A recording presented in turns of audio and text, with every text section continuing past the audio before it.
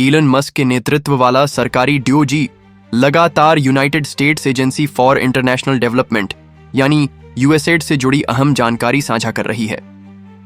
कुछ दिनों पहले डोज ने जानकारी दी थी कि यूएसएआईडी द्वारा भारत समेत दुनिया भर के कई देशों को दी जाने वाली आर्थिक सहायता रोक दी है।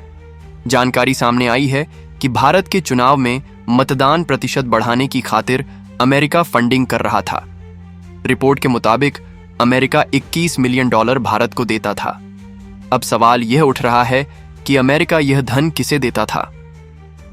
फ्लोरिडा में एक संवाददाता सम्मेलन में ट्रंप ने कहा, भारत के पास बहुत ज्यादा पैसा है, ऐसे में हम भारत को $21 मिलियन क्यों देंगे? ये बात समझ से परे है। उन्होंने कहा कि भारत दुनिया में सबसे ज्यादा टैक्स लगाने वाले देशों में से एक है। हम मुश्किल से वहां पहुंच सकते हैं क्योंकि उनके टैरिफ बहुत ऊंचे हैं।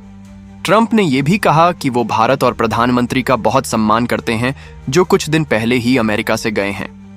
डोज ने कुछ दिनों पहले कहा था कि अमेरिका ने भारत में मतदान प्रतिशत बढ़ाने के लिए बनाए गए $21 मिलियन के कार्यक्रम में कटौती करने का फैसला किया है। प्रधानमंत्री नरेंद्र मोदी के सलाहकार संजीव सान्याल ने भारत को दी जाने वाली इस फंडिंग पर सवाल उठाए हैं। उन्होंने यूएसएड को मानव इतिहास का सबसे बड़ा घोटाला करार दिया है। सान्याल ने सवाल पूछा कि भारत में मतदान प्रतिशत सुधारने के लिए खर्च किए गए $21 मिलियन और बांग्लादेश में राजनीतिक माहौल को मजबूत करने के लिए $29 मिलियन किसे मिले?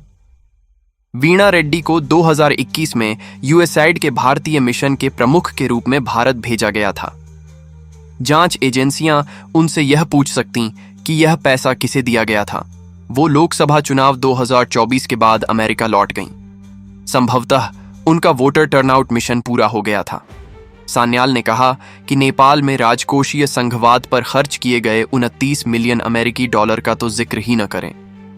यूएसएआईडी द्वारा दुनिया के अलग अलग देशों में मौजूद संस्थाओं को फंडिंग दी जाती थी, जिस पर कटौती की जा रही है।